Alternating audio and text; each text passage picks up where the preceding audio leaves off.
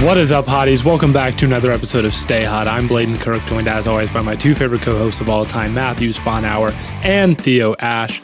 It is Wildcard Weekend. We are having an absolute blast, and we have a great episode planned for you all today because of it. But before we talk about all the games that have happened Saturday and Sunday, we're not going to be able to talk about the Monday game between the Cowboys and Bucks because we're recording on Sunday. But we will talk about it on our Tuesday live. But before we get into the Saturday and Sunday games, Matt, Theo, how are you guys doing today?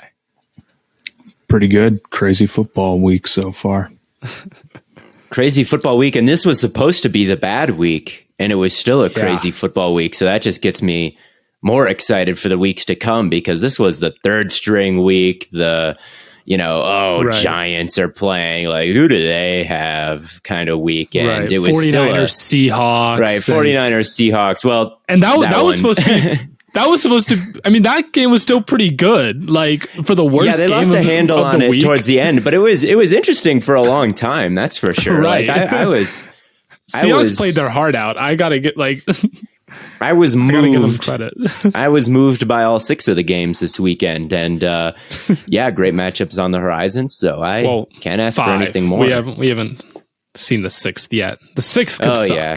The 6th could suck, but I don't think it will. I think that this old takes expose me if I'm wrong, but that one does kind of seem destined to be like somewhat close. Even though I do think I did go on my whole rant about how I think the Buccaneers get overrated and the Cowboys may be a little underrated by the general public, but it kind of does seem like that could be a close one. But yeah, I'm snowed in. There was another blizzard this weekend, and yes, another blizzard. There was probably a foot of snow overnight. A foot of snow overnight, and I was so snowed in and cozy today.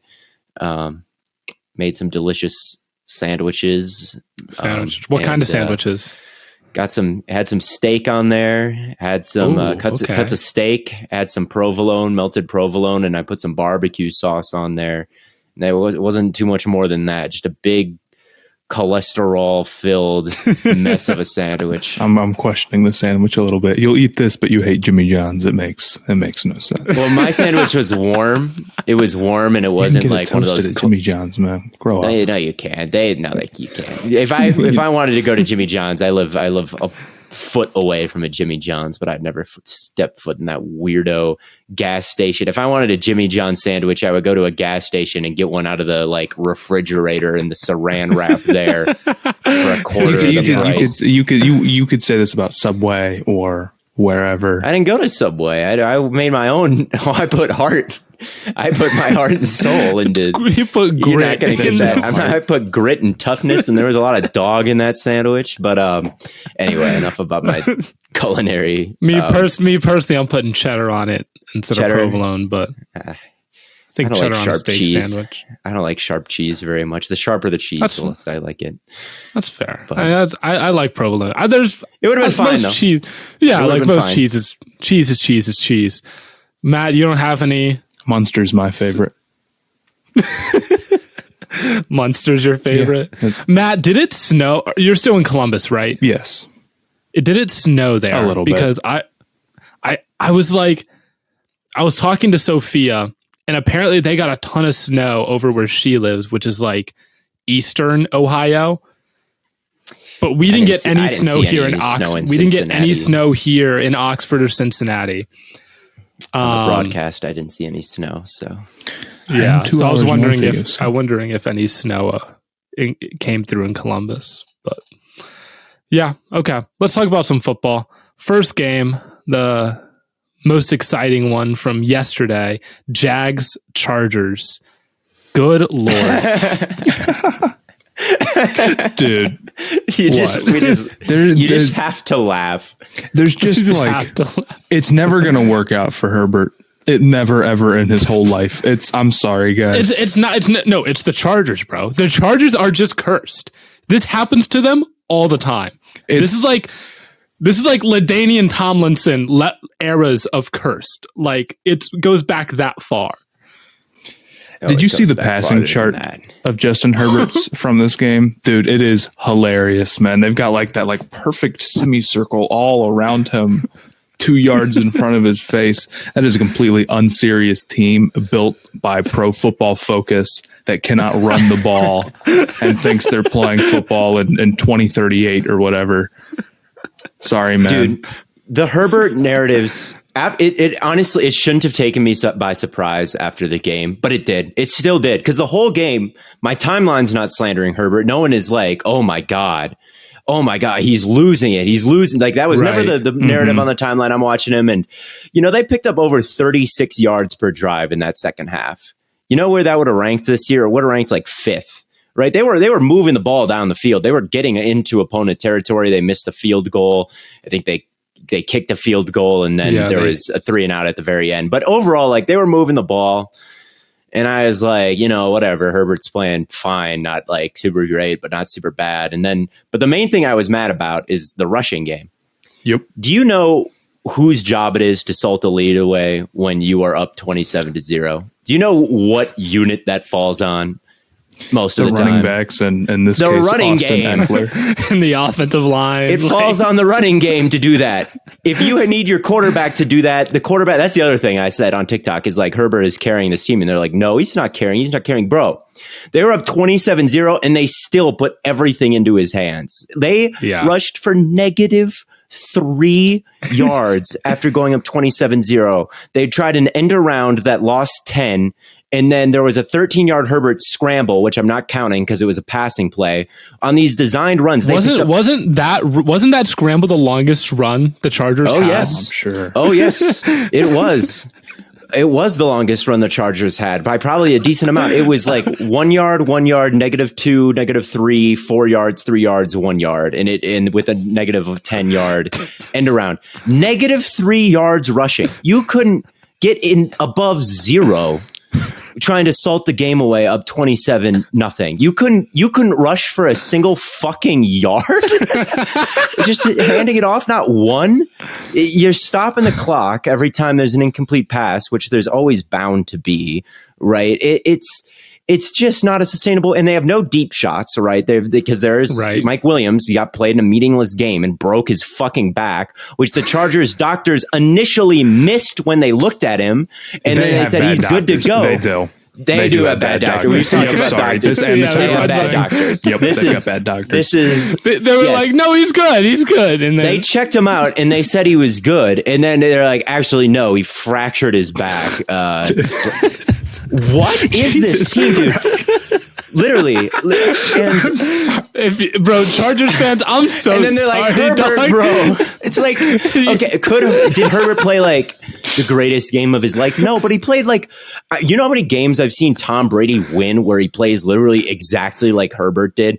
Tonight, like minutes ago, Joe Burrow just finished a game where he played like the exact same caliber game that Herbert did. There was nothing down the field at all, and there was no running game, and Burrow played great. Like, Burrow played a fine game. There just wasn't anything there, and they forced him to live in this intermediate world, and the offense put up 17 points the entire game, right? But they win because, like, they're not the built on an Indian burial ground Chargers, and like he's got I don't know. It's just these games. Well, they were also playing the Tyler Huntley Ravens with no meaningful passing attack. Well, on defense, like that doesn't matter that Tyler Huntley is playing, but like again, Burrow played great. Like I'm saying, like I don't want to say like Burrow played. This was like such a 60th percentile quarterback performance from Herbert. Like, that caliber of game happens a million times in wins around the league and throughout league history, right? It just wasn't to be. It just wasn't to be. And they can't run the football. It's just all him. I think Ben Solak made a great point weeks ago where if everything goes right for the Dolphins on a passing play, it's a touchdown to Tyreek Hill on a post route. If everything goes right, they block it up, they scheme it up, everything goes right. That's what happens. The Eagles, right? It's probably a running play that bursts for 70 yards, or a deep shot to AJ Brown down the field when everything goes perfectly. When everything goes perfectly for the Chargers, they get Keenan Allen settling in a zone 7 yards down the field, and Herbert hits it. Like that's as good as it can get. And they force him to go on these long drives, like throwing the ball through the air. being perfect all the time, dinking and dunking his way into the red zone and scoring touchdowns. And that's what they ask him to do. And it's hard to be perfect living in that world. And he wasn't absolutely perfect. There was a missed throw to Keenan Allen. Like, that was certainly a miss. But outside of that, like, I'll have to watch the film. It just wasn't a horrible performance. And it shouldn't be like anyone. I'm begging people to like no ball and assign credit and blame to the proper areas here. Begging you to no ball. I have and I think it's an interesting week for quarterback dialogue around the league. Really, like, it just yeah. I mean, we'll get to it when we get to it, but the Allen Daniel performance Jones is a big one, and honestly, genuinely, very much changes my opinion on him. I think he played. I think. We'll get to it when we get to it, but I was not super. We'll get to it. But let's talk about the Jaguars. Let's talk about the Jaguars here. Yes, the team that won. Maybe Staley. This is maybe a hot take, but I'm in favor of keeping Staley. I am actually in favor of keeping Staley. Why? I am not in favor of keeping Joe Lombardi around. Yeah, no, Joe Lombardi. Joe Lombardi should have been fired in mid-season. He should have been gone a long time ago. He can get a cannonball can fire him into the Pacific Ocean. Okay, but right. Staley, here's what I think. I think Staley has good game plans. I think that he's a good defensive play caller. I do. And I like that he's aggressive on fourth downs. I do. I know we've given him some shit. I know on prime time it always worked out horribly for him last year, but I do like that in a coach. I think when they lost Joey Bosa this year, he turned up blitzes. They were actually blitzing at a pretty high rate this season, which is not his forte, right? It's not his forte to blitz, but they would dial it up after Joey Bosa got hurt and they couldn't get pressure with 4. He started designing some creative blitz packages. Do you think like Donatel in Minnesota, who runs that same Fangio stuff, could just kind of reinvent himself on the fly like that? No. It's a too high, and he lives in this too high world, right? He's one of the Mount Rushmore Fangio guys right now, right? It's a too high guy. One of the biggest reasons that's sweeping the league right now is him. And against like Trevor Lawrence, he came out in that one high structure again, like changing his philosophy on the fly, right? Disguising these coverages, taking away the middle of the field, right? Which is where Kirk is. It's where Ingram is. And it's a large part of the reason why Lawrence was flustered in the first half and threw those picks. Like, I think that he is a good defensive play caller. I do. Now he makes some boneheaded decisions like playing like Mike Williams week 18. But let me ask you guys this. Do you ever think he'll do that again? Do you think he'll ever play his starters in a meaningless game ever again? I don't know. He tried to defend it in the post game. Maybe. I don't think he will. There's maybe some truth to that. I don't know if everything rides on playing your starters at the wrong time, but it's I think for people that's maybe less about like, oh, he's going to keep doing this because he's, evil and working against the team, and more so like that's those type of decisions need to be layups. And when you mess that up and then he gets hurt and it's just a bad look overall. So I think people maybe are questioning more so his overall decision making rather than like that in particular decision happening again. I agree, but I think a lot of his coaching mistakes can be fixed with age. I think as he gets more experience, I think that he can nail down these kind of silly, stupid things that he's got. I don't think that, because I think he could be a generational defensive coordinator somewhere. He already was that. Like, I think he could go somewhere, be a killer defensive coordinator. And I think I would give him another shot for another year. The offense was too poorly designed. But if you put this defense and this defensive play caller with a good offensive play caller, if you can get that, I still believe a little bit. And I look around with this season, and I think one of the keys of the season, or one of the main storylines this season, is development of players that a lot of people wrote off. Tua, including us. Tua, Jalen Hurts, Geno Smith, who else? Trevor Lawrence Daniel developed Jones in a big way. Extent. Daniel Jones is the other one I'm thinking of, right? There are guys who everyone wanted fired or benched. Just the Giants receivers. Everyone, like, right? And there was a lot of Evan Ingram. There was a lot of development this year. It warmed my cold, dead heart a little bit to see guys that people wrote off and slandered actually grow a little bit this year. Not everyone, but some. Right. And I just think if you give someone enough time, they can smooth out some of the kinks in there. But this is, again, not talking about the Jaguars. I'm sorry to just, sorry, Jaguars fans, but we'll talk about them eventually. But I don't know where you guys fall on that, but I keep Staley. I will say this much. When you talk about guys developing this season, the common trope is like, oh, look at how X quarterback elevates the talent around him. But I think a lot of time that does fall on coaching, and we'll talk about the Giants and how Dable did, a lot of those things with the Giants receivers. Theo, I know you in particular, you have, some really good points on that. But you look at the Chargers, and I don't think the Chargers are really being maximized in the same way that, and maybe that does just fall on Lombardi more so than Staley. But the thing that really scares me is like, bro, you have a quarterback with a generational arm. I mean, you should be lighting up. You should have a top 3, top 5 offense constantly. There should never be any doubt. And it's just concerning that they don't get the best out of them. My bigger question for them is, even if you go get another offensive coordinator who's willing to play the deep shot a little bit more, and obviously you'll get Mike Williams back, I just don't love their receivers to create a bunch of explosives regardless. Mike Williams is cool, but with him, it's like you either got to trust him on a play or not. That's how you create explosives. It's not that he's getting open. It's that you're just trusting him. So, but they had is a front office that has invested so much in their current receivers going to be able and going to be willing to invest further in the wide receiver position? Because they need to. They absolutely must. And it's not a good year to need to do that. True. The only thing is he's had some pretty explosive offensive outings with this same receiving core in previous years. It was really just this year, I feel like, where it came back to bite them. I mean, he had 5,000 yards a year ago. That's true. I'm not sure Allen is what he once was, to be completely honest with you. Yeah. And I think that, especially with the injury proneness of both Allen and Williams, if you're just rolling into next year, like, these are going to be our 2 guys, we're just going to have a more explosive play caller, and that's going to be our only change. We don't need to invest anything more in receiver. I think that's not going to work. So I think my bigger concern with the Chargers is less the coaching and more so I wonder if they've committed to some roster decisions that are bad and make it very hard for them to hit that Super Bowl level now.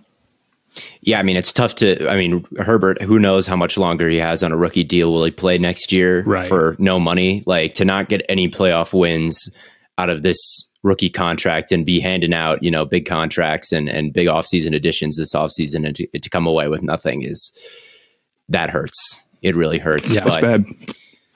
But, I don't know if firing Staley helps with that. But I agree. Yeah, I agree. Yeah, I agree with you, Matt. Like, there's not a one quick fix right now, but staying healthy and, a good draft could certainly go a long way. And it's also not really a great off season to need a coach. If I could get Harbaugh or Peyton, if I didn't have to give up first for Peyton, which obviously you do, but Peyton makes no sense. Think about it.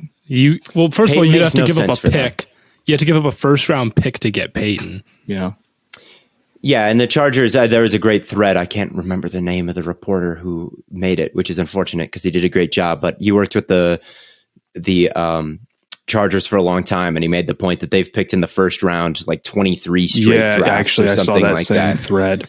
Yeah. And that's why I'm saying it's like, if Plus, there was Lombardi comes from the Peyton tree. That's the other thing. It's like, if you want this like stronger running game, and you're sick of these routes where it's like dink and dunking like down the field. Like, Sean Payton is that, but he's like a lot better, I think, at coaching his like the actual scheme. But it's the same scheme. I think he's better at implementing it, maybe, but.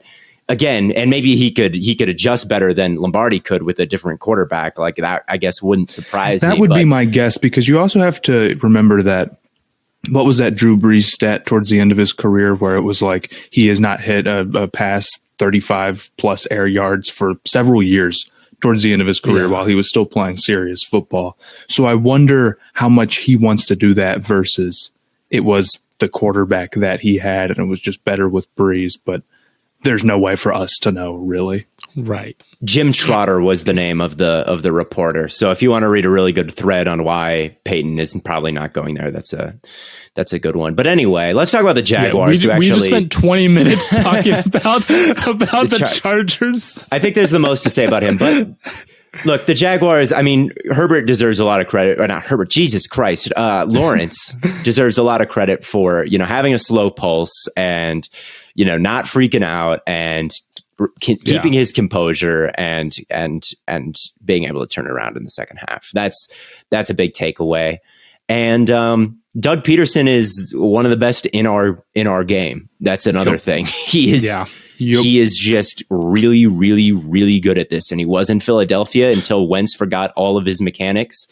And he is now. I mean, he's going to be around for a long time. And I don't think Lawrence is going to do what I think his stint in Jacksonville is going to be much, much, much, much longer than his stint in Philadelphia was. I think that he is just incredible. The decisions and the play calling, it is all the motivation to get him up at halftime and win the game. Like it's that was I would love to have been in that locker room. Good Lord. I bet you it was very calm. I bet you it was with Lawrence. Oh no, I agree. No, yeah. But I just can imagine, like, you can be calm and still light a fire. Oh yeah, absolutely. And that's I can only imagine. I just get chills thinking about it. But like even like the fourth down call, I mean, that was brilliant.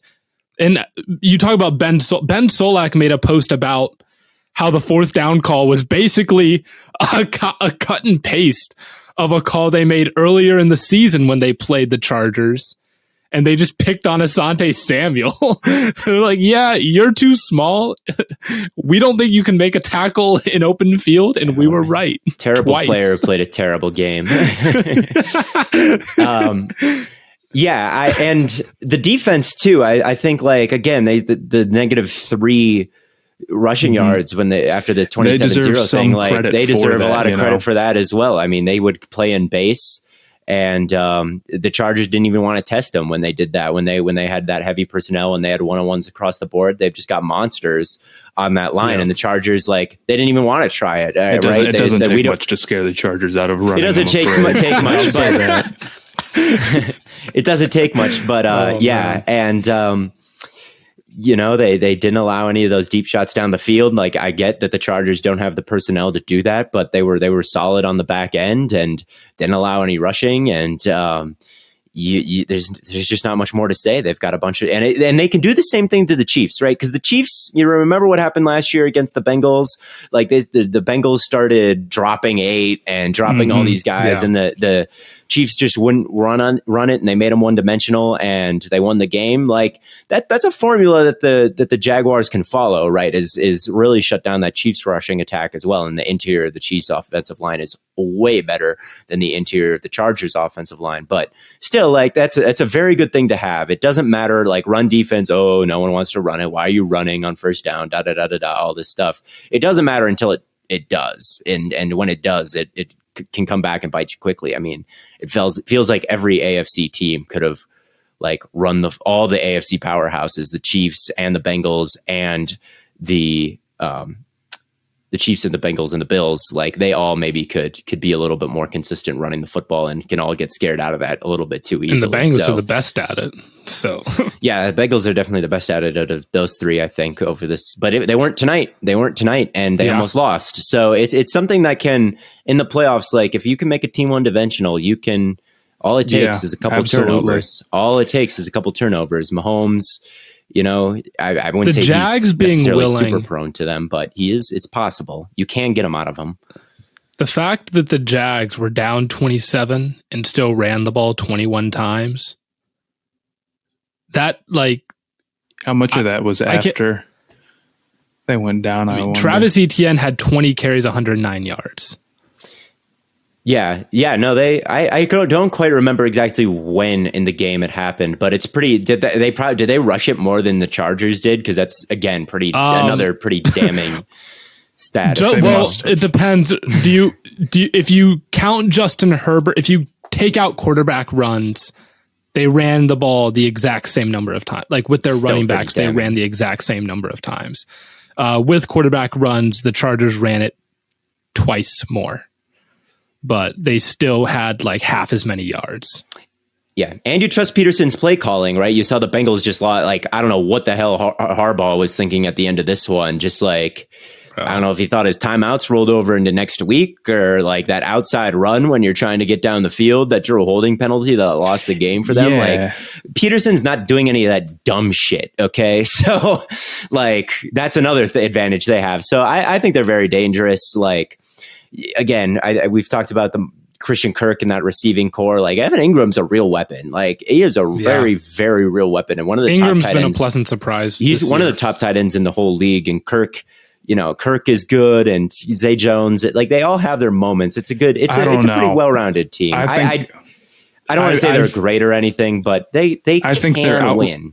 Their outside receivers getting better next year will be awesome. And someone mentioned to me that they should trade for Hopkins. And honestly, dude, I would be so down for them to do that.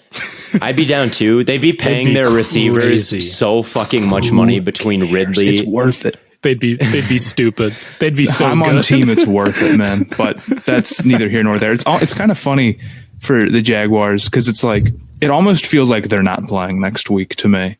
And it's like, this is it. And it's like, they won their game. Awesome. And they're going to have a sweet off season. It's going to be dope next year. Like they won a bowl game. Like they won the bowl game. It feels like. I don't know if that's dumb, but that's how it feels to me. Where it's like, okay.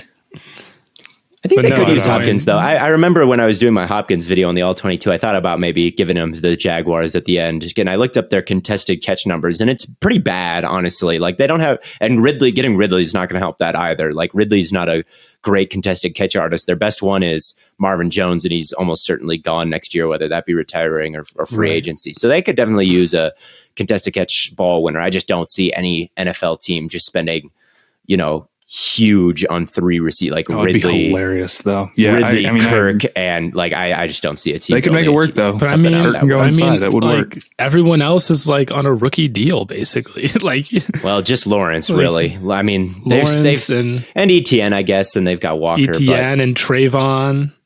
Yeah, Campbell, but I know that they're not going to do this. They're not going to. They're still not spending that much on a wide receiving core, but I had another point to make about this, but I forgot. So you'll just have to imagine how salient and awesome it was. But yeah. Do you want to just go to the next game?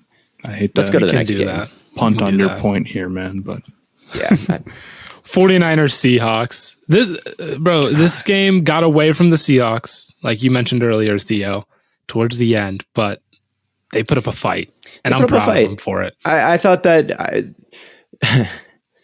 The defense played well in the first half. Like, I get that there were some bad things that happened to them. The long run by Debo and the long run by Christian McCaffrey. Their linebackers, Tanner Muse and Cody Barton, got totally washed out by like Juszczyk and company. They needed and there's that 60-yard run. But what I really did like from their interior of the defensive line was Shelby Harris and there was a couple other guys, Woods and whatnot. They were legitimately winning their one-on-ones in the interior. Right, they were getting. That's been the 49ers' weakness all year, and it's a weakness for them. And DK, I thought Geno played a fantastic game. I thought Geno balled out. He was getting rid of the ball quickly, extremely accurately. I thought he had some pretty good pocket movement where he would scramble or step up and buy himself a little bit of time or pick up some yards scrambling. That first touchdown to DK was money. And honestly, the second one would have been too, but I think DK got held a little bit by Ward, who had a really rough game. Really rough game. I mean, you're up against like what are you gonna do, dog? Yeah. He's like 6'4", 240. Like, I'm gonna be cover him better. Your cornerback. I guess, dog. He runs like a 4.3. Like, what are you supposed to do? DK is certainly good, but I thought Geno played a really good game, and it just gives you a little bit of confidence. It seems, and I would 100% be shocked if anything else happens, that they'll bring him back. But it's good to kind of end on a very good performance against an extremely good defense. And I know he had that one pick, but outside of that, I thought he was, I think turnovers get a little bit overrated in the league sometimes. Like one can just completely ruin everybody's perception on a game. But overall, I thought he really played well. And they were able to run the football in the front too. Like I thought Kenneth Walker, for the most part, was getting some positive plays, but that sack fumble after their center went out and that stunt, that game just totally shredded everything. And then the game just kind of broke open. And I think it was the next drive, they had all those penalties and got put in like that 2nd and 30 situation. And it was just after that, like Debo and Ayuk broke the game, and Purdy, which we'll talk about. They kind of had to play their perfect game. And I thought the lack of I forget, there was some linebacker out there for the Seahawks who was just Muse number. It was either 57. Both of them played bad. Barton has been all right this year, but Barton I thought had a really rough game. 57 and Muse is like barely played in his career. So and when you get all of this blocking talent that the 49ers have going to the outside, and then, you're doing all this stuff where you don't know what direction things are going. You don't know who can take the handoff because they've just got so many guys. It puts a lot of pressure on those linebackers to be, top tier. And they just weren't today. Although I'll say this about that Christian McCaffrey run, legitimately changes my whole perspective on yards over expected. That's a total garbage stat. That's a garbage stat. I've trusted that my whole life. Ever since I've seen it, I've been like, oh my God. And they're like, this was supposed to get 7 yards. And you tweeted out that it's like, oh yeah. At the average American. For the average American. Literally. What running back is getting 7 yards on that play? None of them. Yeah, bro. Travis Homer's taking that to the house. Oh, man. My Aaron Jones take got so fried after that game. It's like Aaron Jones. It's like, I swear to God, he could pick up. I swear to Chuba God, Hubbard's taking that to the house. 7 yards on that carry. I'm afraid. That stat can get a little. And I think a lot of the tracking data too can get a little out of whack. Like receiver separation. Like people will use that stat sometimes.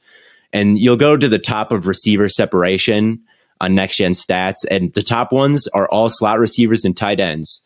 Why would that be? Because they're the ones who, catch passes in the flat without anyone within 7 yards of them because they're all covering downfield. Like it just doesn't, it doesn't matter. So a lot of the player tracking stats could use some work. So, but yeah, that was, the other thing is, I mean, maybe the big story from this game is Brock Purdy, who he put up good numbers, so there's no winning this battle, but I was incredibly unimpressed. I will give him credit for that throw to Brandon Ayuk. Shout out to him running around and figuring that out. Yeah. But I mean, we're Jimmy G is not point. Doing that one. That is nope. I'll give him that. And what frustrates me about it from just a narrative standpoint is like, I see people being like, oh, he's just like Tom Brady. I'll see Schefter tweet something about that. And I'll see, oh, he had the best statistical game of any quarterback in the wild card round. Okay. But then when I come in and I'm like, this guy had an incredibly mediocre game. People will be like, well, you have to remember he's a 7th round pick. Well, okay. Right. Is he good? And can I judge him on the standards of like, you're trying to win the Super Bowl, or is he a 7th round pick and awful? And I can't judge him on those standards. What I saw, he had a lot of mediocre, bad passes. I think he held onto the ball way too long sometimes. And a lot of the strongest plays in the passing offense are just guys getting wide open and him hitting that. And I'll give him credit. There are some 7th round picks who absolutely cannot do what he does. There is a world where it's like, who came in for the Jets this year when Wilson went down in that one game where it's just Strevler.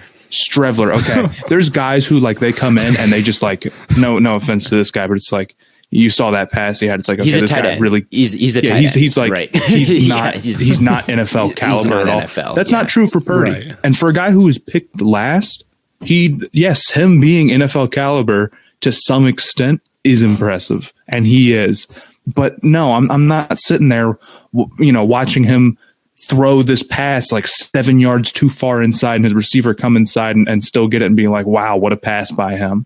I'm not NFL doing rookie that. Watch subtweet. That was crazy. That throw to Juwan Jennings. First of all, amazing play design. I mean, there's just no way a corner doesn't think run with the way that play started. I mean, everyone, they sold blocking. I would have bitten on it. Any of us would have bitten on it. Juwan Jennings open down the sideline. And I mean, he's lucky. If this was any year before, say, 2012, yes, Juwan Jennings has not woken up from the Cam hospital. Chancellor was still on the Seahawks, that would have been a very bad time. It would have been very bad. You would have gotten a repeat of that Vernon Davis hit from a couple years back where he got absolutely obliterated. Like, that throw was such a hospital ball so far, but he completed it. And I saw a real human person screen recorded that and posted on Twitter. What a throw, Brock Purdy. It's like, and after the game, like it's so frustrating because it's like after the game, the whole game, my timeline, and they're right, is like, Purdy, dude, you threw that 10 yards over his head. Purdy, man, you missed Debo. He was wide open and you threw it it's like the whole time. And like everyone is like, oh, come on. You threw it. But then as soon as the game's over. But then the game ends and they look at the box score and then drops and it's over. Like, it's over. Well, wait a minute. He played a great game. How bad is 300 yards and 3 touchdowns? Right. And again, and I made my thing after the game, my like takeaways from the game. And it's like, I criticized the interior of the line where you can create some push. You can win these one-on-ones in the interior, right? And all the 49ers fans are like, oh yeah, that's true. And then I'm like, well, their secondary has allowed a couple deep shots. Like they've allowed deep passes all year. And Ward, like this was no different. Ward was getting picked on. And they're like, oh yeah, that's true. Yeah, that's what was on film. And it's like, well, and, Purdy he probably could have thrown 3. He was lucky to escape that game without some bad picks. And they're like, whoa, you only showed the bad play. And it's like, it's the quarterback. Like, people lose their fucking mind. Like, no other position could I say. Dick riding is crazy. Could I say like, oh, they could have, this wasn't and again, at the end, I said, there's 2 takeaways from this 49ers performance. They didn't play their best game and they still won by 20. This is the best team in the league and they're going to win the Super Bowl. That is certainly a way that you can take this performance. Like they got a little bit lucky in this game. There were some like Ward and Purdy and the interior, like they didn't play their absolute best game and they still blew them out. Like this could, like you could just look at that and say they'll play better and they'll just blow out every team they play. Or you could look at it and say this team does have some flaws that could get exposed as they play continually tougher teams. Like those are 2 perfectly valid ways to look at this game. You can look at it either way, but people are like, no, you can't. You have to look at it as it was the first way. You have to. Otherwise, you're biased and you hate the 49ers. It's like, dog, I do not hate the 49ers. I really love getting if anyone, I think you might hate if anyone did on this podcast, it would be you, Theo. Because of all the Packers losses. Look, they beat us fair and square, man. Look, I do not have, if the 49ers are the ones lifting the trophy and like, I don't care. I don't care. No, the big scary thing for me with Purdy is the running backwards in the pocket or running backwards out of the pocket, I guess. It's just like an absolute fear to step up into the pocket to deliver a throw. He did it a couple of times. The touchdown to McCaffrey was great. He stepped up, flipped it out to McCaffrey, and it was a touchdown. And you would think that it would click in your head like, if I had ran backwards, I wouldn't have gotten a touchdown on that play. I think it's easier said than done. I agree, it's a problem. I know. But he's not like, I think running 10 yards backwards in a big loop is better, and he's looking on film and he's being like, yes, I'm glad I did this. It's probably it's really hard to step up. It's a bad habit. 7th round pick, stuff like that. But that's the kind of stuff where the Eagles aren't gonna let you get away with that as much.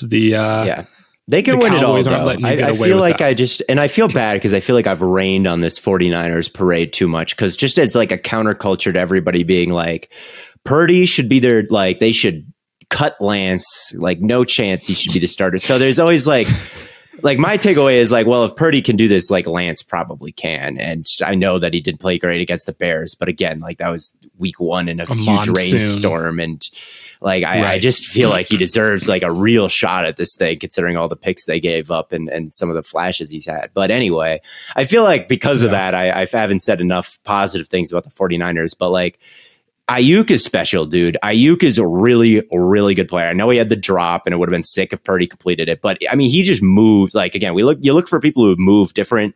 The 49ers have 5 of those guys at all of their skill position groups. And yeah. And if they're not like, if they have good eyes on the back end, like their front 7 is just so good that it doesn't, like, you really can't do much. It all kind of comes down to, like, if you can hit your deep shots on that defense, and if you can't, and they went 1 for 2, you're going to lose the game, right? If you got to hit them all, basically. So, like, they are an amazing team, and I think, like, can they beat the Eagles? I think the Eagles are the most complete team, top to bottom in the league. I think they'll win the Super Bowl, but, like, are the 49ers damn close? And, like, are they more well-rounded than, like, offensively and defensively when it comes to, like, number one? They have, like, the number 1 pass rush, and they have a real running game. Like, could they beat any of the top teams in the AFC? I totally think that they can do that. So I don't want to be so such a negative Nelly against for the 49ers. And I know that I've my Aaron Jones take and with the Brock Purdy take is understandably rubbed a lot of 49ers fans the wrong way and made them think I'm a total hater of the team, but I'm not. I think they've got a really high ceiling. I prefer the Eagles when it comes down to it. I do think this team has got some flaws that can be capitalized on, as every team does, but I think the Eagles have a little bit less. But it was a 20-point win, and there's obviously a lot of good whenever you win by 20 points in the playoffs, and there was a lot of good, especially from the skill position talent. And that's... Well, let's hop into the first game from today. Bills, Dolphins, a game that we did not expect to be close at all, with Skylar Thompson starting at quarterback. But the Dolphins kept it close. Mm-hmm. Bills only ended up winning by 3. Matt, you wanted to talk about Josh Allen? We've been talking, okay, Josh Allen, so they blitzed a whole ton, and he didn't scramble. That is not an excuse for a lot of the throws that he made. I'm sorry, man. And I love Josh Allen. I love Josh Allen. But it's like when your team needs to put a drive together, starting off 1st and 10, unserious go ball on a play that didn't need it. 2nd and 10, unserious go ball on a play that didn't need it. That's weak. That's incredibly weak. He's not trying, and it's not that he can't, like, sit in the pocket and pick teams apart, but it's just, we saw it week 1, man, and we haven't seen it since. Week 1, he was getting the ball out in like 2.5 seconds, pinpoint accuracy, like everywhere. And he hit a couple deep shots, and it's like, well, then he's the best quarterback ever. And he just won't do it. We haven't do it with any consistency. And I have no idea what the hell his problem is. And I've been defending him all season. It's like, sometimes quarterbacks have bad games, sometimes blah, blah, blah. Okay, well, dude, now it's the playoffs. There's no, maybe you just don't care, which even if you didn't care in the regular season, buddy, that's not a good excuse, but okay.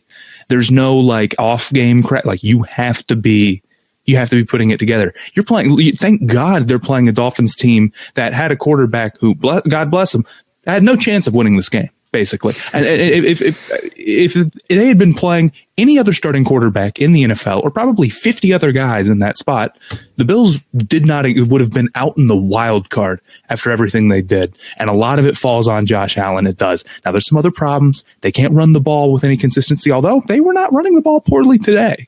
So I don't know if I even necessarily blame that. I had some decent runs at some points during this game, but it frustrates me so much because I like Josh Allen so much, and the consistency is not there for them. Also, the other thing I hate from this game, the Dolphins cover 0. We're blitzing you. Oh my God, is that the worst defensive play in football right now? Go into Madden and pick field goal safe man, where it lines up a man on all of their receivers, but then blitzes everyone else like a field goal block. It is the same play. I'm not kidding. Look, if you want to blitz and go cover 0 and be super aggressive, okay. But first off, any serious quarterback wants you to send 8 guys at you because they know they're going to have something. And even if you are going to send 8 guys, okay, could you possibly disguise it? Could you possibly run a stunt? I mean, it's literally like baby's first blitz. It's 8. It's 8 players in a line running straight at you. Yeah, I just think the cover 0 with no stunt and no type of disguise at all, and we're just sending this many players at you and they're going to run straight. And it makes it very easy for the offensive line to pick it up too. It would be so much more of a challenge if you were trying to trick the offensive line, but you're not really.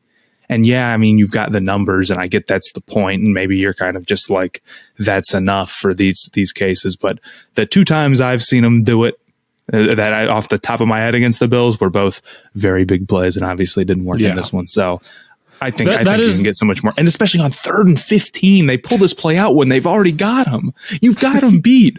All you have to do is not prevent an explosive. And they're like, yeah, we're field goal block, man. It was a lot cooler when Xavier Howard was actually an elite corner and not getting burned on those one-on-one situations like he had been all year. And look, I get it. You want to make Josh Allen a pocket passer. You don't want him extending plays, maybe, right? If you rush 4, you saw it with the Vikings. They rushed 4 against a mobile quarterback. There's 6 gaps. So Daniel Jones or Josh Allen or whoever it is can't escape. And they didn't want that to happen.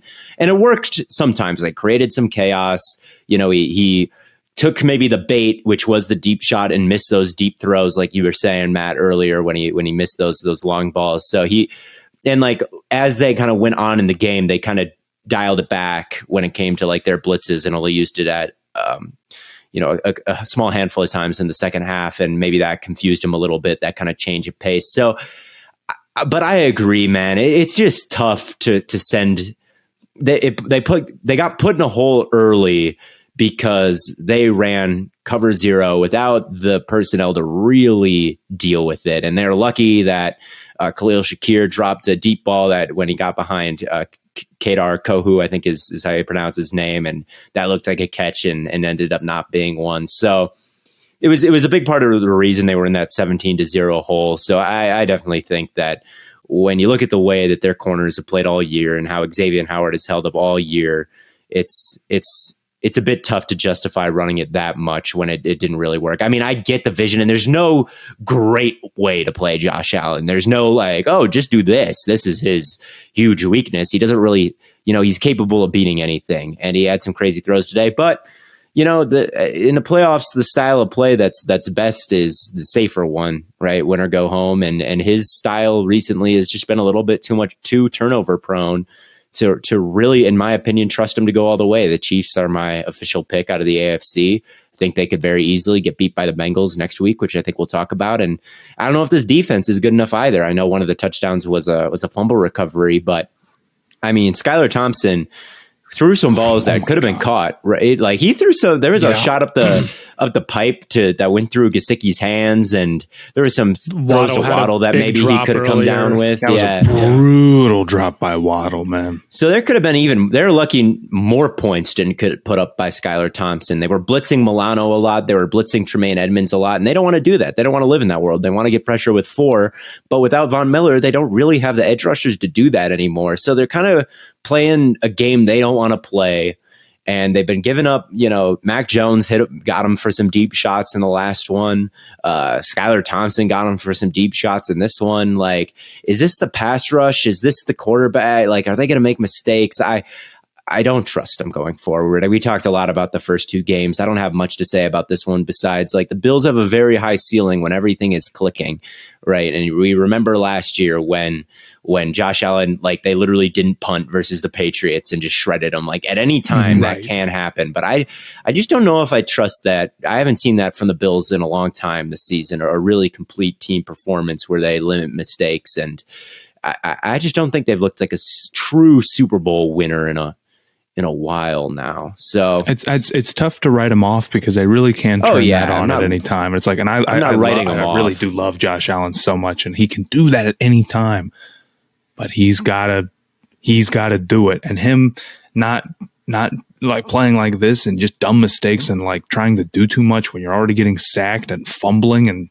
having it like, come on, man. This isn't your first rodeo. This is game 17 or 18 or whatever for you. You got to be a little tighter than this. You got to be a little bit more with it. Yeah. So I agree. And I know some Bills fans will say like, oh, none of the picks are his fault, but like that and I know Romo said that it was John Brown's fault, that first pick. I don't think it was. He was running a bender towards the sideline. That pass was like very far inside. I don't think that was I think Romo was wrong. I think that was a bad throw by Josh Allen. And the pick to Beasley, I thought was a tick late. I thought it was a tick late. Maybe. I still think Beasley made a bad play on the ball. Yeah, Beasley it hit him in the chest. He should have come down with it. But it was a tick late. I thought the fumble was like, you're hot. Maybe Singletary should have chipped the guy, but you've got that blitz. You're hot, and you either got to slide away from it. You got to slide away from it and hit Diggs on that hitch, or if you're not going to slide away from it, you got to replace it pretty instantly and get it to that running back where that blitz is coming from. But instead what he does is he looks the other way and reads it out. And then he tries to like read the entire field and flip to the backside. It's like, you don't have time to do that, dude. You can either slide away from the blitz and hit the hitch, or you can just throw it right into the blitz over it and hit Singletary. You can't try to do both. So I definitely felt like he made plenty of mistakes. And I know, somewhere maybe, it's rare that a play is 100% like maybe someone else could have done something and it wouldn't have happened, but Josh definitely has his share of blame for why this game was so close. He was playing hero ball and wasn't always the hero. So yeah. Sometimes he was the villain, man. Sometimes he was.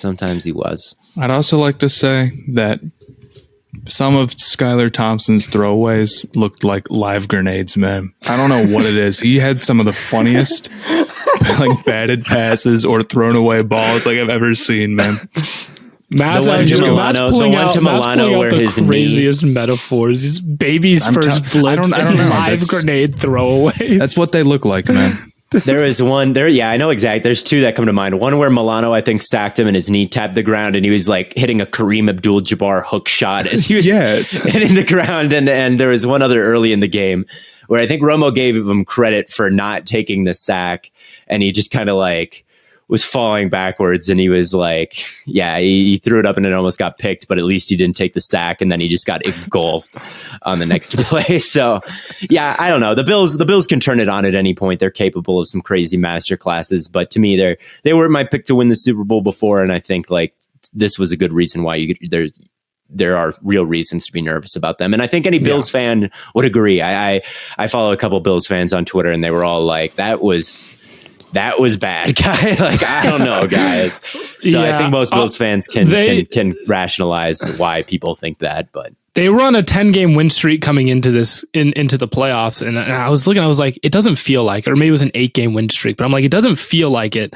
It feels like they haven't really felt like dominant through this stretch, unlike like the Jags who were on a 5-game win streak, and you're like, yeah, bro. They've kind of. I don't know about that, dude. They barely beat the Titans. I guess that's fair. Maybe that's fair. Like the Bengals, I would say the Bengals are or the 49ers who are playing really hot right now. They don't quite feel like they're playing. It feels like it's been a while. The since Bills win like streak didn't feel as exciting as some of like. The Jags had an exciting win streak. The Niners had an super dominant stretch. Bengals have been pretty dominant except for their games against, but the Ravens always play them tough, right? So that's different. But the Bills just haven't quite felt like contenders all year. I think they felt like contenders, but they haven't maybe felt like champions. I would say that. That's how I would put it. But I get what you're saying though, where it just, you watch this team and you just want a little bit more from them with how high their ceiling is. But even though they've won 11, all the success, they've won 9, 10, 11 straight, whatever. Right. Yeah. But we should move on to the game of the year between Daniel Jones and Kirk Cousins. The negative point, and they both balled out. Actually. And I know Kirk, that last throw stunk. Why? That was bad, dude. He has no ability to extend a play. He's got to settle for a covered, awful throw. That was really bad. But overall, he played a good game. And man, the Giants, I'm so impressed with every aspect of the Giants. And I feel like this is kind of what is, I made my post-game review and a lot of people like the wide receivers and the line, I think the stat that I saw was Daniel Jones was under pressure only 16% of plays, and that's what it felt like. It felt like it was a clean pocket and guys were wide open, and he was putting it right on the money, and when they weren't, he was extending plays. Like, I feel like outside of the Slayton drop, and that was a big ass drop, dude. Like, I get it. Like, that was really bad. But outside of that, I felt like Hodgins and James and Saquon and the line and Jones had an incredible game. And Hodgins has been good. Like, I watched a bunch of Daniel Jones for my video, and like Hodgins over and over and over again impresses me.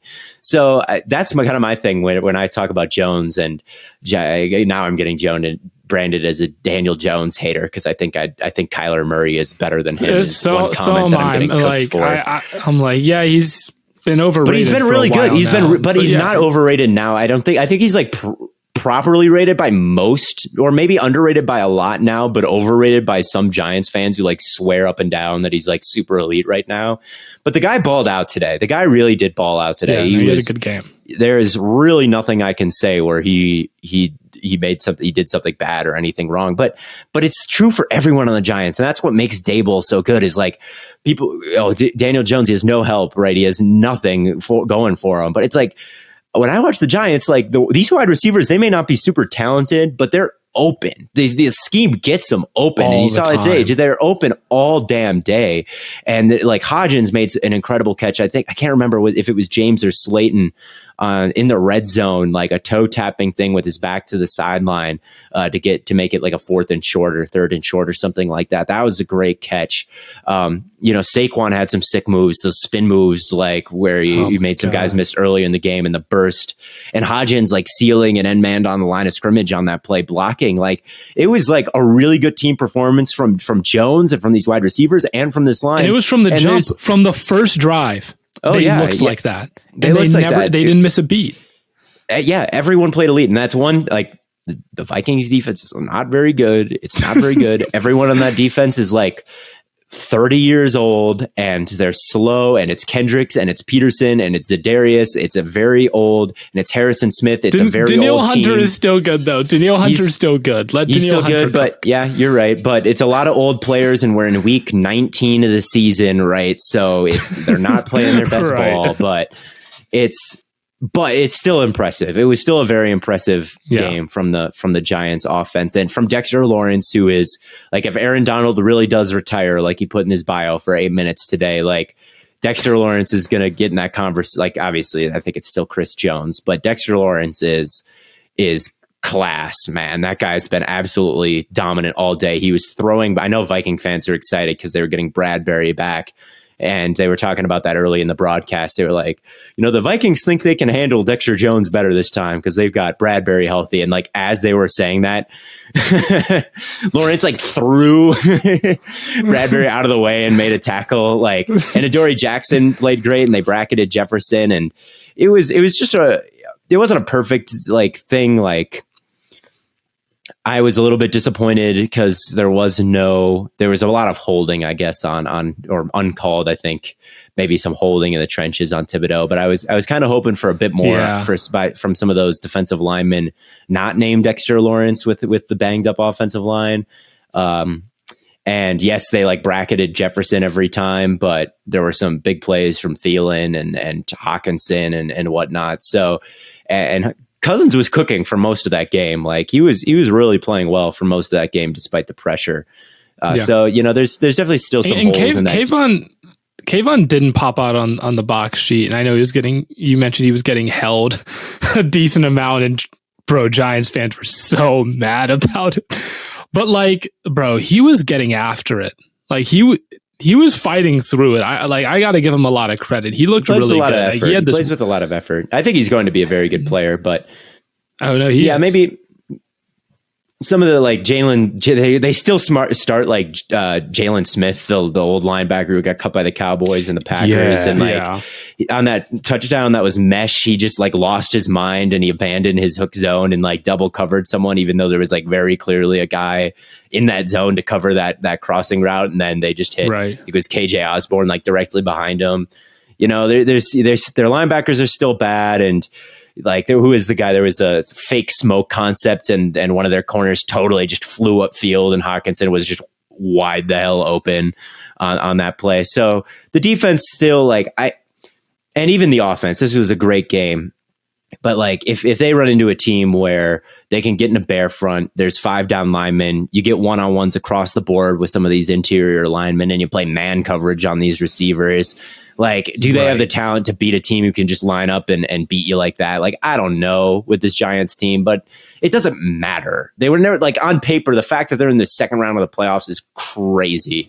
They're so ahead of schedule. I thought this was going to be a total, like, evaluate the roster, and next year Dable starts to cook. And now they're a game away from the NFC Championship game.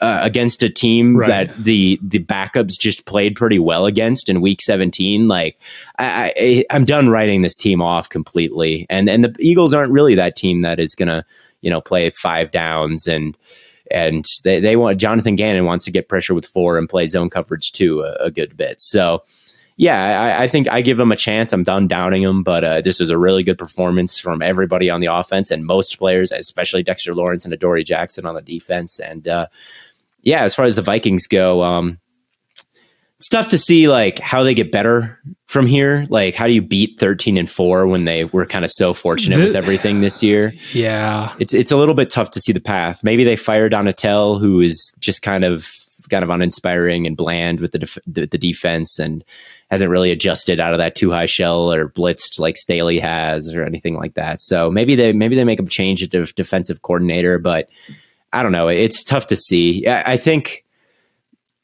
next year, maybe they don't finish as the 3 seed or win the division or who knows, but they got to get that point differential up. They really do. Like you just want to see them really beat some teams. And even if it means the record isn't as good, I think that's what you're looking for next year is like infuse some youth maybe into that defense and like actually start to really beat some good teams, even if the record isn't as good. That's what they got to start doing. They need to sharpen up that interior offensive line. Yeah, it's so bad. They can't run the ball for shit. Like they can't run. They can't run at all.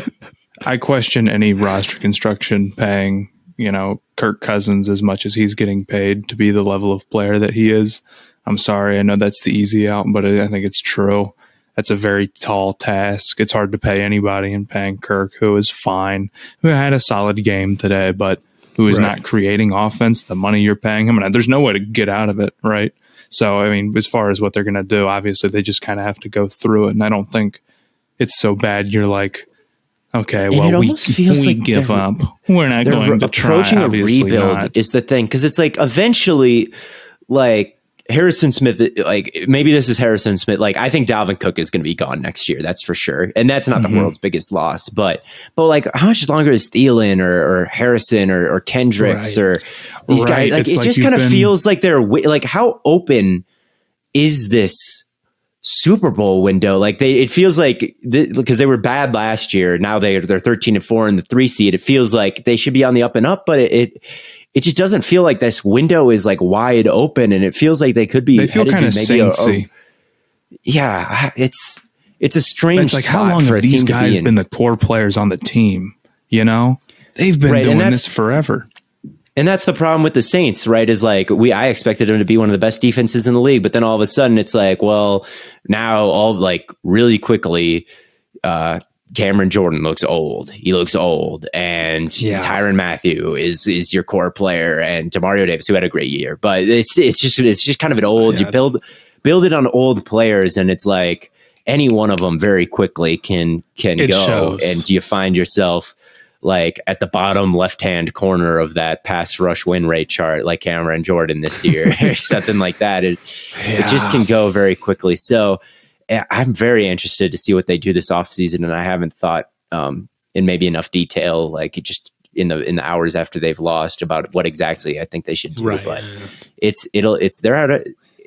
it feels too soon for this team to be at this crossroads, but it feels like they kind of are. So, well, I mean, you think like a lot of teams go into the offseason and think, man, if we pull together some of these like tough losses that we had, like the Lions last year.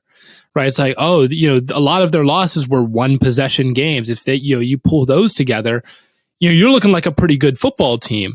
Well, the Vikings are kind of on the other end of the spectrum, which is really rare, where it's like, man, we got a lot of one possession games go our way. The odds that happen again is like 0. They have to make major improvements. All the breaks and they lost in the wild card to the 7 seed. Right. And a 7 seed that was like wildly regardless is like not that talented too. It just feels like they have to get way better to even maintain their success, and it's hard to imagine them getting way better when so many of their core players are old. That's just kind of where it's at. So yes, that's a good way to sum it up. So maybe they sell some guys, maybe they make some trades and let some of these older players. It's tough to say go ring hunting because hypothetically they could win a ring on the Vikings, but like maybe they sell a little bit. I'm very, very dubious that at least Dalvin Cook doesn't come back next year, but we'll see beyond that what it looks like. But anyway, we got one more game to talk about. This is a long one. I do want to point out one thing, bro, with Dable. Yes, go for it. Just how key when we were talking about player development earlier, this is his work today is the showcase of player development, and I think it's what the Chargers are missing. Dable is getting the absolute most out of receivers that you didn't know the name of in the offseason. Right. They're not. They got cut.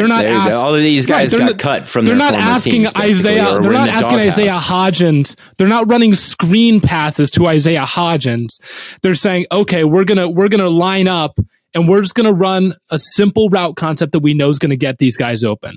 All right, we're gonna run some pick plays. We're gonna do some rub routes. We're gonna access zones. Crossing routes. They kill them with the crossing routes all day. Yeah.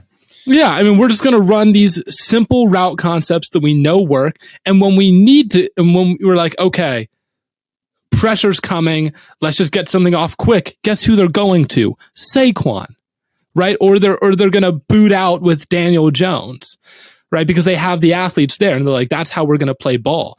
They're utilizing the best assets on their team, or they're getting the best out of the assets that they have.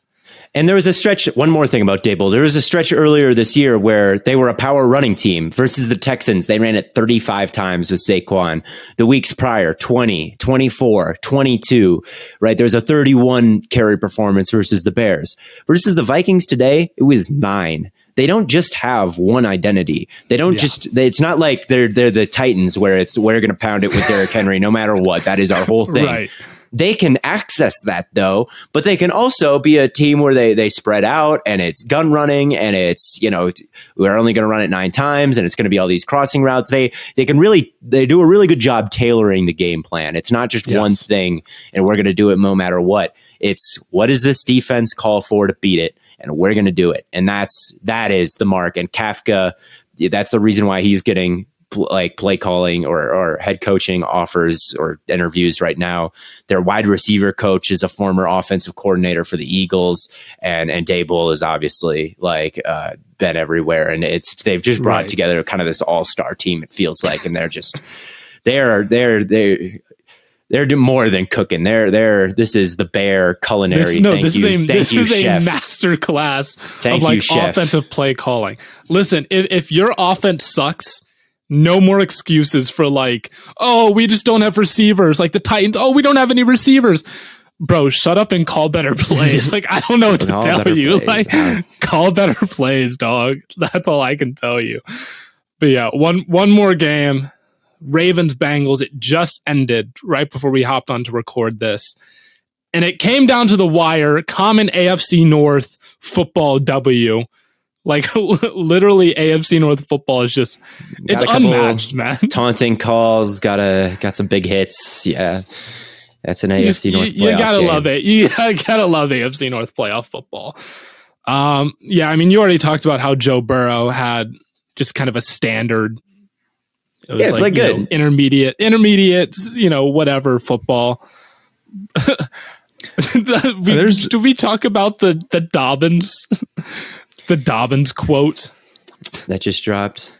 Yeah, Dobbins was mad. He felt that they should have leaned on him, and he felt like they held him back this year with coming back from injury. And then he said, with Lamar, we would have won this game. And maybe those things are true with Lamar. Maybe they would have won this game, and maybe they should involve him a little bit more in the offense. But I thought Tyler Huntley played a good game. I really do. I think that he created. There was obviously the botched snap that he picked up and recovered and made something happen. And I thought there were a couple second reaction plays where he scrambled and found someone down the field, or scrambled and picked up a big gain. Like I thought he played this was by no means an incompetent quarterback performance like they got from Anthony Browner in the last game, in the last week of the regular season. And they played a physical brand of football. There was that 17 play, like 70-yard, 10-minute drive. And, they were able to move the ball on the ground a little bit. And, they did everything they forced a fumble.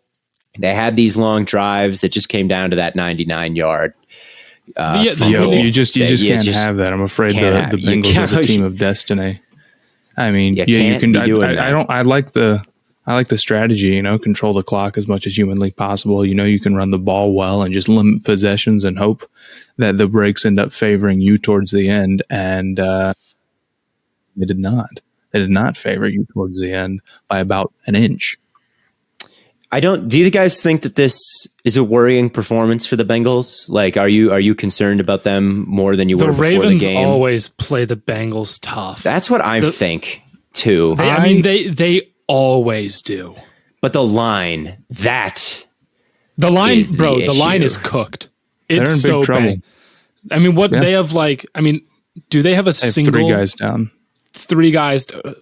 I was reading it earlier. The offensive line is down to Williams went down today, and it looked pretty bad. Williams. Yeah. Yep. Jackson Carman is like the. Well, they almost pulled it off last year. This is what I'll say. They almost pulled it off last year and Burrow's better this year. And you can tell, like, the offensive line was getting shredded in this game, like shredded. Like, you could just watch it happen. Guys were losing instantly, but Burrow was getting rid of the ball quickly. Last year, he wasn't doing that, and that's why he got sacked approximately 1 billion times in the playoffs last year. The 9-sack game and whatnot. Like, he is visibly better, and he got him to the Super Bowl last year. And, like, I don't know if there's a tougher defense in the since getting Roquan Smith, like, the Ravens defense has probably been the best in the AFC of everyone left, I would say. Yeah, and they know the Bengals, they always play them tough. So that's kind of, I think, the bright side is they got past maybe this kind of a trap game against a defense that always plays them tough, that is so multiple and forces you to hold on the football and decipher some things on the back end. And, they were shredding the offensive line, and they were still able to beat it. So they only got the ball 8 times, Like, that's the other thing. They hardly had the ball in this game. Yeah. It was a very ridiculous game. So I think it's a combination of very tough defense, offensive line banged up. You didn't get the ball a ton. I'm not super worried about them, but also you've seen the Bills not look good, and I guess the Chiefs haven't played yet. So it's, how I can't be worried about every team in the AFC. Someone has to win. Right. Someone has to come out. I'm definitely concerned about this line I'm definitely concerned about this if they make it out of the AFC and they go up against Bosa. I'm concerned about them winning that, but I don't think anyone in the AFC has that kind of pass rush right now. So I think they can. When it comes to making it out of the AFC, I picked the Chiefs to beat them finally in the AFC Championship game, and I had a Chiefs-Eagles Super Bowl, and I feel all right about that. But so I guess I don't feel like, oh man, they're definitely going to lose to they almost lost to Tyler Huntley. They're definitely going to lose to the Bills. I don't quite feel that way after this game, and I think that's maybe my main takeaway. I don't have too much to say about this one, and we're getting kind of down, running out of time here. So this woman, I don't know. It's rough though. It's a rough line. The official Bengals offensive line is Jackson Carman left to right. Jackson Carman, Cordell Volson, Ted Karras, Max Sharping, and Hakeem Adeniji. That is really, bro. That is really rough. Okay, they started Isaiah Prince last year and they made the Super Bowl. It will be okay. It will be okay. Trust. Yeah, but you're right. They're not, the Buffalo's not going to get after them the way the Ravens did tonight. The Chiefs aren't going to get after them the way the Ravens did tonight. Well, the only team I could think that maybe. I think Jacksonville could. I think Jacksonville could. I think all three of them hypothetically could. I definitely think all three of them could. This offensive line's bad enough that,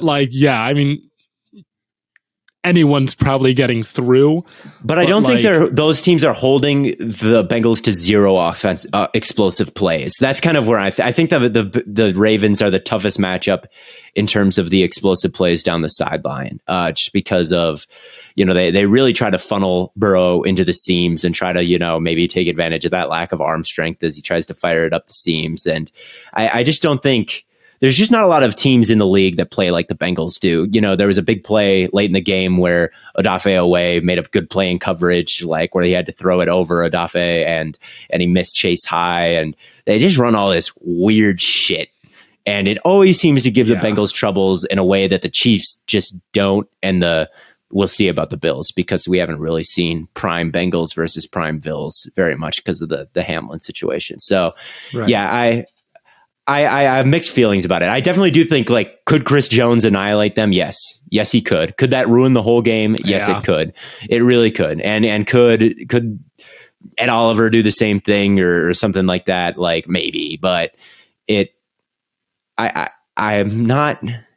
I don't feel too, even with how bad the line is, I don't feel too differently about the Bengals, and that speaks very, very highly of Burrow, because he's just that good these days. He is just that good right now. So we talk about any other quarterback would have shredded Buffalo today. Burrow is putting them in a chokehold. Burrow would have won that game today. That is absolutely. I don't care if it could have been could have been you and me on that line. I think Burrow could have beat the Bills the way the Bills played today. So right. So so far the playoffs have gone exactly according to script. We'll see if the Cowboys can get their work done. But we'll recap that on Tuesdays live. Make sure you tune in on YouTube. But thank you all so much for tuning in today. As always, tons and tons of content coming away on all platforms. And as always, from Corn Boy, Bird Boy, and Lemon Boy, hope you all had a wonderful Wildcard weekend, and we will catch you all on the Flippity Flop.